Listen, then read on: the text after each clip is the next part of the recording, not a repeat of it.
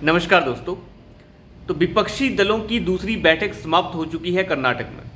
हालांकि ये बैठक पहले हिमाचल में होने वाली थी, लेकिन इसे बाद में कर्नाटक में कर दिया गया। इसकी सिर्फ एक वजह है। इसकी वजह ये नहीं है कि हिमाचल में ज़्यादा बारिश हो रही है, शिमला में कहीं ज़्यादा बारिश नहीं हो रही है, बढ़िया है सब कुछ। वो वजह यह है कि जो सुक्खू साहब हैं हिमाचल के सीएम, वो उतने परिपक्व नहीं हैं। उनके अंदर नेताओं को संभालने की ताकत अभी नहीं है, वो नए नए हैं अभी।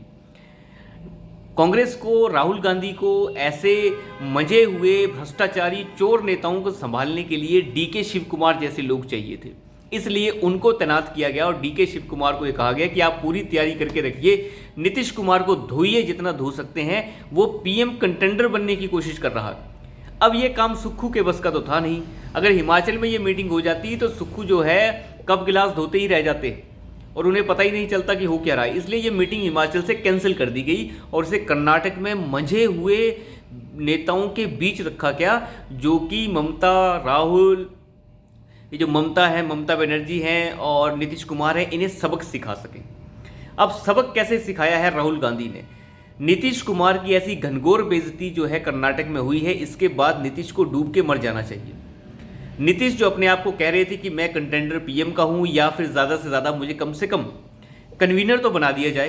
कन्वीनर भी छोड़िए, पहली मीटिंग के बाद पटना में ये कहा गया कि दूसरी मीटिंग में मिलेंगे।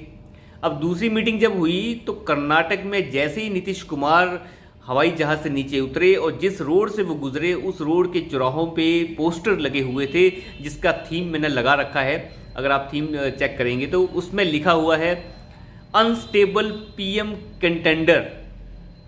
अब अंदाज़ा लगाइए आप, जो इंसान वहाँ से गुजर रहा है विपक्षी दलों की बैठक में शुमार होने के लिए, वो भी एक विपक्षी दल है, एक स्टेट का सीएम है, कई बार स्टेट का सीएम रह चुका है, उसके बारे में लिखा जा रहा है कि ये क्या है, अनस्टेबल कंटेंडर है।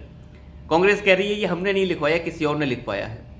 जिस सड़क से इतने सारे मुख्यमंत्री गुजरने वाले हो, वहाँ पे कोई भी पोस्टर लगा के चला जाएगा? कोई मजाक है?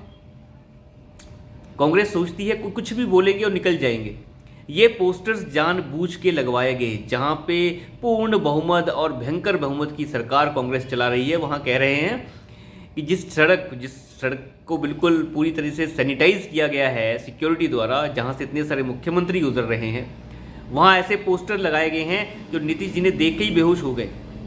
बोलना तो बहुत दूर की बात है, कुछ बोल ही नहीं पाए मीटिंग में, बेइज्जत होके घर वापस आ गए। नीतीश कुमार जैसे भी हैं एक नंबर के पलटू राम, और उन्हें जो है औकात असल रूप में दिखाई है कांग्रेस ने कि आपकी औकात ये है और अपनी औकात में रहिए। नीतीश कुमार को उनकी औकात आज जाके पता चल रही है कि उनकी औकात राष्ट्रीय राजनीति छोड़िए, अगर वो अपनी बिहार की राजनीति में भी हैं तो इस वक्त पूरी तरीके से तेजस्वी यादव के ऊपर निर्भर है। कुछ नहीं बचा है बिहार के अंदर भी नीतीश कुमार के पास, और राष्ट्रीय पटल पर उन्हें पता चला कि बेइज्जती किसे कहा जाता है। जो उन्होंने एनडीए में आज तक जिस तरीके की दगाबाजियां की हैं, उन सभी चीज़ों को भूलकर एनडीए उनका साथ देती रही। लेकिन आज नीतीश कुमार को पता चला है कि इंसल्ट क्या चीज़ होती है, जब उनके मुंह के सामने उन्हीं के बेइज्जती वाले पोस्टर लगाए गए हों। हर सीएम जो वहाँ से गुजरा, चाहे ममता बनर्जी, चाहे अरविंद केजरीवाल हो, चाहे भगवंत मान हो, चाहे स्टालिन हो, सब वहाँ से गुजरे हैं और वो देखते रहे कि किस तरीके से पोस्टर लगे हैं। जो अपने आप को कन्वीनर बताने की कोशिश कर रहा था, सोनिया गांधी और राहुल ने उसके मुंह पे ऐसा तमाचा मारा है कि आप चुपचाप बैठ जाएं और हमारे पीछे पीछे चलें। हालांकि सोनिया और राहुल को अभी अंदाज़ा नहीं है कि एक जहरीला सांप केजरीवाल भी है। वो तुम्हें ऐसे डसेगा, तुम्हें ऐसे खा जाएगा कि तुम्हें पता भी नहीं चलेगा। हालांकि अंत इन सभी का है, सभी भ्रष्टाचारी इकट्ठे हो रखे हैं, एक से बढ़कर एक भ्रष्टाचारी है। कोई जेल की हवा खा चुका है, कोई खाने को तैयार है, किसी के अगेंस्ट जांच चल रही है, कोई बेल पे बाहर है। लेकिन नीतीश कुमार को जिस तरीके से बेइज्जत किया गया है, उससे कम से कम यहाँ से ये अंदाज़ा लगता है कि काहे की विपक्षी एकता। विपक्षी एकता तो वो होनी चाहिए जो मुद्दों पे हो। विपक्षी एकता ऐसी चीज़ पे नहीं हो सकती कि आप किसी इंसान के खिलाफ लड़ने लग जाएं, वो एक अलग ही एंगल हो जाता है। आप कहेंगे हम मोदी से लड़ेंगे, मोदी से तो सारी दुनिया के नेता लड़ सकते हैं, इस देश के सारे नेता लड़ सकते हैं, लेकिन लड़ाई विचारों की होती है। बहुत सारे लोग होंगे जिन्हें मोदी पसंद नहीं होगा, बहुत सारे ऐसे होंगे जिन्हें मोदी पसंद होगा, लेकिन बात विचारों की है, डील्स की है, आइडियाज़ की है कि कौन बेहतर चीज़ देगा। केजरीवाल ने तो ये ठान लिया है कि हम मुफ्तखोरी करेंगे और मुफ्तखोरी करके हम वोट ले लेंगे। ऐसे ही सभी नेता जो हैं अपने अपने राज्यों में अपना सिस्टम बढ़ाना चाहते हैं। लेकिन एक बात बिल्कुल तय है कि नीतीश कुमार को जिस तरीके से इंसल्ट किया गया है, ये इस चीज़ का असर विपक्षी एकता के ऊपर होने वाला है और बहुत जल्द होने वाला है। सभी के सभी जो बड़े विपक्षी दल हैं वो खुद को ठगा महसूस करने अभी से लग गए हैं कि अगर इनकी इंसल्ट हो सकती तो हमारी क्यों नहीं।